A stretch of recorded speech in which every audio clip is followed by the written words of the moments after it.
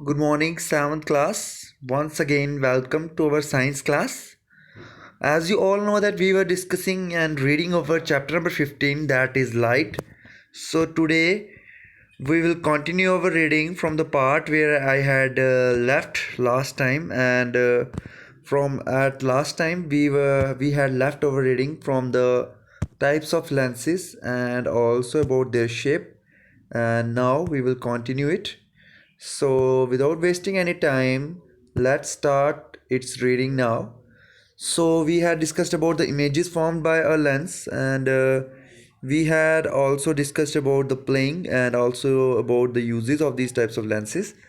So, now we will read our next page, and that is question. Caution.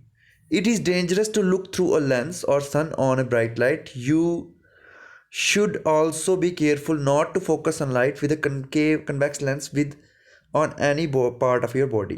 अब आपको यहाँ पर बोला है कि ये डेंजरस है कि आप किसी भी लेंस से ब्राइट लाइट पे अगर आप देखते हो, ठीक है।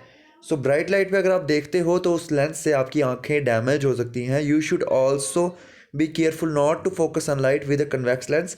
इस चीज़ का भी आपको ध्यान रखना है कि आप कभी भी कन्वेक्स लेंस से सनलाइट पे फोकस नहीं करो, क्योंकि ये किसी भी पार्ट पे अगर आप, और ना ही with the convex lens on any part of body, आप किसी भी पार्ट पे भी आप फोकस ना करो। अब हम बात करेंगे एक्टिविटी 15.3 की। यहाँ पर लिखा हुआ है कि आपने कन्वेक्स लेंस लेना है या एक मैग्नीफाइंग लेंस लेना है। Put it in the path of A sun rays, आपने इसको सनरेज के रास्ते में रखना है, मतलब जहाँ पे सूरज की किरणें पड़ रही होंगे वहाँ रखना है। Place sheet of paper as shown in figure 15.3। 15.23 में आपको जैसे यहाँ पे पेपर दिख रहा है उस तरीके से आपने उसके नीचे ये रखना है। Adjust the distance between the lens and the paper till you get a bright spot on the paper. आपने इस तरीके से लेंस को एडजस्ट करना है कि जो पेपर होगा उस पर ब्राइट स्पॉट पड़े सनरेज का। Hold the lens and the paper in this position for a few minutes. आपने लेंस को कुछ मिनट्स तक ऐसे ही रखना है, ठीक है। Does the paper begins to burn, ये सभी ने एक्टिविटी की होगी, बहुत बार पेपर को जलाने की कोशिश करते हैं। मैग्नीफाइंग लेंस को धूप में रख के नीचे पेपर रख के मैग्नीफाइंग लेंस की जो मैक्सिमम रेज जहाँ पड़ती हैं तो वहाँ से पेपर जलना स्टार्ट ज़रूर करता है।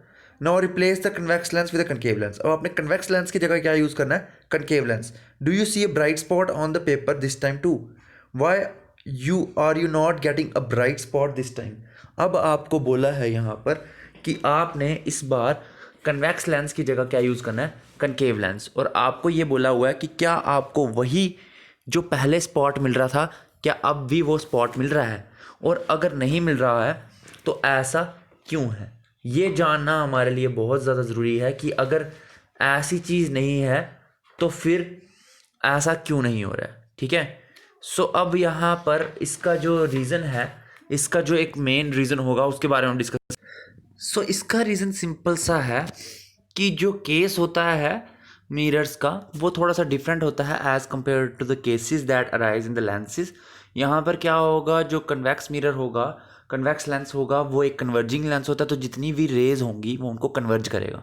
कन्वर्ज का मतलब मैं यहाँ पे ड्रॉ करके आपको बता देता हूँ कि क्या होगा। बाय चांस ये आपका आ गया कन्वेक्स लेंस, इस कन्वेक्स लेंस से ये सन की रेज पास कर रही हैं, तो ये रेज जब पास करेंगी तो ये इस तरीके से एक पॉइंट पे जाके जुड़ती हैं। ऐसी रेज को हम बोलते हैं कन्वर्जिंग रेज, ठीक है। लेकिन अब हम बात करेंगे डाइवर्जिंग की। डाइवर्जिंग में क्या होता है वो जानना भी बहुत ज़्यादा ज़रूरी है। डाइवर्जिंग में आपको यहाँ पर बताया हुआ है, डाइवर्जिंग में क्या होगा, ये आ गया आपका लेंस जो कि कनकेव लेंस है। इस कनकेव लेंस से जब रेज पास करेंगी तो ये क्या होंगी, ये बिखर जाएंगी, मतलब अलग अलग जगह में स्कैटर हो जाएंगी। इस टाइप की रेज को आप बोलते हो कन्वर्जिंग रेज, ठीक है, सॉरी डाइवर्जिंग रेज। तो जो कनकेव लेंस होता है वो कन्वर्ज करता है रेज को, डाइवर्ज करता है, और जो कन्वेक्स लेंस होता है वो क्या करता है, कन्वर्ज करता है, ठीक है।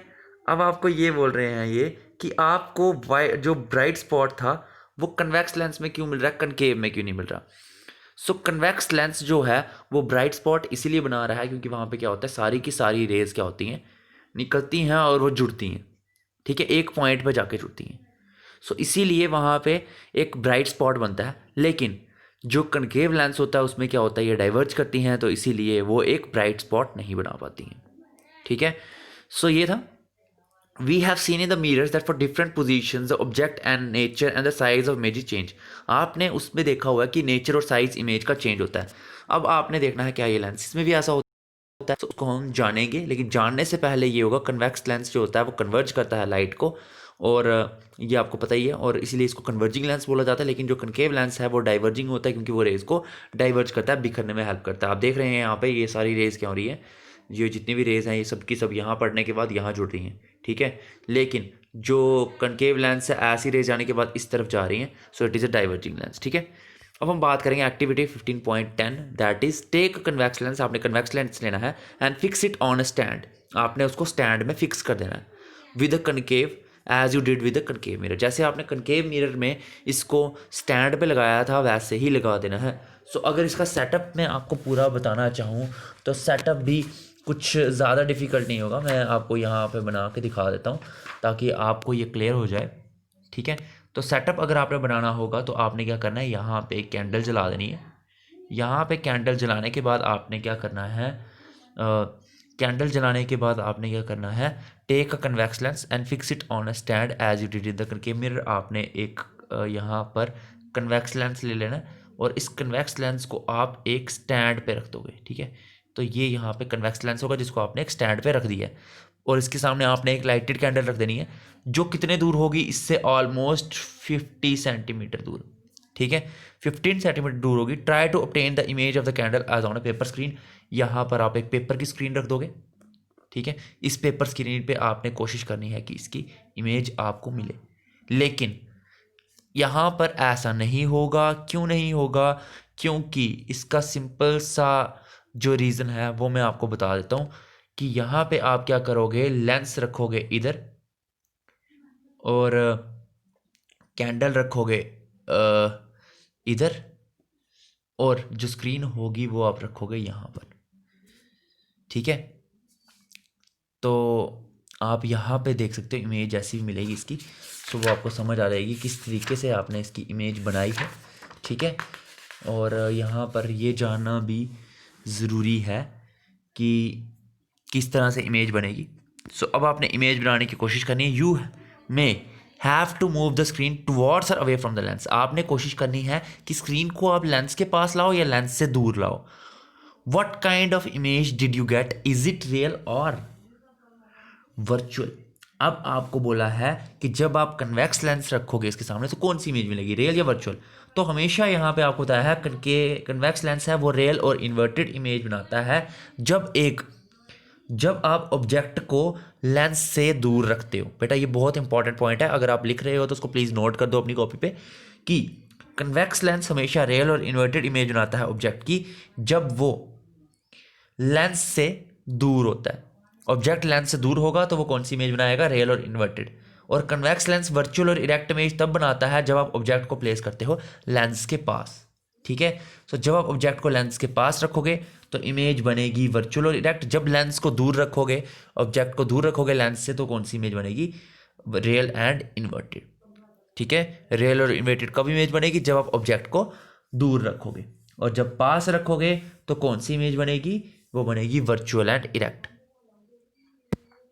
सो अब हम आगे की बात करेंगे उस टॉपिक की. सो आ जाइए इस टॉपिक पे. सो यहाँ पर आपको बोला है जब आपको obtain the image of the candle flame every time on the paper screen by moving it. आपने इसको हर टाइम मूव करना है ताकि आपको अच्छे से क्लियर हो जाएगा, ठीक है. सो इस तरीके से आपको उसके बारे में थोड़ा सा आइडिया भी हो जाएगा कि आप यहाँ पे क्या पढ़ रहे हैं. सो यहाँ पे हम पेज नंबर पढ़ रहे हैं 232. अब the image of the candle flame every time on the paper screen by moving, record your observations as did in activity 15.3 for the concave mirror. जैसे आपने कनकेव मिरर के केस में इमेजेस बनाने की कोशिश की थी और रीडिंग नोट की थी, वैसे ही आप यहाँ पर भी नोट करोगे. सो आप देख रहे हैं यहाँ पे एक सेटअप बनाया हुआ है इन्होंने, ठीक है. ये कैंडल जल रही है, स्टैंड पे रखा हुआ है, और कैंडल स्टैंड के बाद ये लेंस रखा है और ये एक स्क्रीन है, ठीक है. सो इन्होंने बोला है आपने ऑब्जेक्ट को अलग अलग डिस्टेंस पे रखा है. यहाँ पे आप देख रहे हैं थोड़ा सा डिस्टेंस ज़्यादा है. यहाँ पे डिस्टेंस क्या है लेंस का स्क्रीन से और ऑब्जेक्ट से, ऑब्जेक्ट से तो पास, स्क्रीन से दूर है. फिर आप फर्दर देखोगे तो इस तरीके से इमेजेस की जो लेंथ होगी वो वेरी ज़रूर करेगी। अब हम बात करेंगे, did you get in any position which was erect and magnified. क्या आपको इमेज जो थी वो मैग्नीफाइड इमेज कहीं पर मिली। कुड दिस इमेज भी ऑब्टेन्ड ऑन स्क्रीन, क्या आपको इमेज स्क्रीन पे मिलती है। इज़ द इमेज रियल और वर्चुअल, तो मैं आपको बता चुका हूँ रियल और वर्चुअल इमेज कब मिलेगी। रियल इमेज तब मिलेगी जब ऑब्जेक्ट दूर होगा लेंस से, और जब ऑब्जेक्ट पास होगा लेंस के तो कैसी बनेगी, वर्चुअल एंड इरेक्ट। उसके साथ साथ ये है कि जब आप ऑब्जेक्ट को 50 सेंटीमीटर दूर रखोगे तो वो ऑब्जेक्ट आपको थोड़ा सा एनलार्ज मिलेगा और इरेक्ट मिलेगा। ठीक है, ये आपको बोला है इमेज, आपको यहाँ पर कहीं ना कहीं इमेज की जो बात आती है वो, तो सिंपल सा ये है कि जो इमेज है वो स्क्रीन पे आपको तब नहीं मिलेगी जब जो आपने ऑब्जेक्ट होगा वो कहाँ रखा होगा, उसके पास रखा होगा, लेंस के पास। तो वर्चुअल और एनलार्ज इमेज आपको ज़रूर मिलेगी पर वो स्क्रीन पे नहीं मिलेगी। ठीक है, सो ये था ओवरऑल जो इसका ऑब्जर्वेशन थी। अगर आपने उसकी जगह कनकेव लेंस लगाना है तो वही देख सकते हो। In the similar fashion study the images found by concave lens, आपने कनकेव लेंस को भी सेम मेथड से रखना है। और सिंपल सी बात ये है कि कनकेव लेंस से जो भी इमेज बनेगी वो आपको स्क्रीन पे नहीं मिलेगी। सो इसीलिए इमेज जो होगी कनकेव लेंस से वो वर्चुअल मिलती है, और इमेज जो होती है कनकेव लेंस से वो हर डिस्टेंस पे इरेक्ट ही रहेगी। ठीक है, वर्चुअल और erect and smaller in size than the object, और उसका साइज कैसा होगा, स्मॉलर होगा ऑब्जेक्ट में। तो ये कुछ फैक्ट्स थे कि जो कन्वेक्स लेंस का मैं आपको बता चुका हूँ, रियल और इन्वर्टेड इमेज तब बनेगी जब आप ऑब्जेक्ट को दूर रखोगे लेंस से, और जब आप लेंस के पास रखोगे तो वर्चुअल और इरेक्ट इमेज बनेगी पर वो स्क्रीन पे आपको नहीं मिलेगी। लेकिन जो बात करेंगे कनकेव लेंस की तो उसमें हमेशा वर्चुअल और इरेक्ट इमेज बनती है, और वर्चुअल और इरेक्ट इमेज बनने के साथ साथ जब आप उसको देखोगे हर डिस्टेंस में तो लेंस से जो इमेज बनेगी वो इरेक्ट होगी बट स्मॉलर होगी ऑब्जेक्ट के साइज से।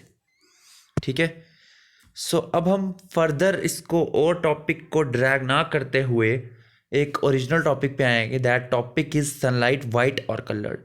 क्वेश्चन ये है कि सनलाइट वाइट है या कलर्ड है, उसका क्या रीज़न है। तो have you ever seen a rainbow, क्या आपने रेनबो देखा है। You might have notice that the appears usually after the rain, ये भी आपने देखा होगा कि रेन के बाद ही ये रेनबो बनता है। And it appears usually after the rain when the sun is low in the sky, ये भी आपने देखा होगा कि बारिश के बाद बनता है जब सन थोड़ा सा नीचे होता है स्काई के। The rainbow is seen as large as the sky with many colours, आप देखते हैं एक आर्क सी बनी होती है। आर्क समझते हैं आप, इस तरीके से स्ट्रक्चर बना होता है एक धनुष कमान, धनुष की तरह बोलते हैं, बहुत इंद्रधनुष बोला जाता है तभी इसको। ये धनुष की तरह बना होता है जिसमें अलग अलग कलर्स होते हैं। ठीक है, इस तरीके से। सो अलग अलग कलर्स होते हैं, या आप अलग अलग कलर्स में दिखाई देते हो। तो आपको बताया है how many colours are present in the rainbow, ये सब जानते हैं 7 कलर्स होते हैं। सो ये केयरफुली अब आप देखोगे तो इसमें 7 कलर्स होते हैं। ठीक है, लेकिन इससे इतना ईजी नहीं होता कि आप उसको डिस्टिंग्विश करो क्योंकि ये बहुत दूर होता है और वो कलर्स एक के ऊपर एक बने होते हैं। सो ये कलर जो हैं वो किस फॉर्म में होते हैं, they are in the form of VIBGYOR. VIBGYOR क्या है, नाम पहचानने का तरीका। VIB, VIB, GYOR, VIBGYOR. V for violet, I for indigo, B for blue, G for green, Y for yellow, O for orange and R for red. तो इस तरीके से ये कलर्स बनते हैं in the form of violet, indigo, blue, green, yellow और orange and red. ये 7 colours ये बनते हैं, इसको विबग्योर बोलते हो। सो सिमिलरली जब भी लाइट इनमें से रिफ्लेक्ट होती है कॉम्पैक्ट डिस्क से, कॉम्पैक्ट डिस्क आप समझते हैं CD में से जब लाइट रिफ्लेक्ट होती है तब भी आपको ऐसे 7 कलर्स दिखाई देते हैं। ठीक है, सो आप ये बबल्स में भी देखते हो, जो आप नहा रहे होते हो तो उसके जो सोप से बबल्स बनते हैं उसमें भी 7 कलर्स आपको ज़रूर दिखाई देते हैं। सो यहाँ पर एक क्वेश्चन है कि क्या ये 7 कलर जो हैं वाइट कलर से बनते हैं। सो इसको हम अपने नेक्स्ट टॉपिक में डिस्कस करेंगे, पर आज सिर्फ इतना जानेंगे कि जो सनलाइट होती है, जैसे ही वो सन रेज थोड़ी से सन डूबना स्टार्ट हो जाता है उस टाइम बारिश पड़ती है। तो बारिश पड़ने के बाद क्या होता है, जब सन थोड़ा सा लो होता है तो उस टाइम पे वो 7 कलर्स में क्रिएट होता है। क्यों क्रिएट होता है, कैसे क्रिएट होता है, we will discuss it in our next class. So till then have a nice day at class.